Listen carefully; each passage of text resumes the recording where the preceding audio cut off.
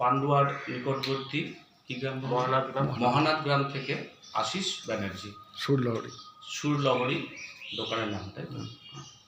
উনি আমাদের মালদাতে এসেছেন, আমাদের বেশ কিছু চেঞ্জার এবং নর্মাল হারমোনিয়ামও উনি টিউনিং করেছেন। ওনার নাম শুনেছিলাম, তো আজকে প্রত্যক্ষ করলাম। আমি খুব স্যাটিসফাইড আপনার এই কাজের জন্য, এবং আগামীতে আপনি আসবেন এই আশাটা আমরা রাখছি। আপনি আমাদের মানে পরে সারাতে আসবেন আমার মালদাতে, আমাদের যখন প্রয়োজন পড়বে। নমস্কার।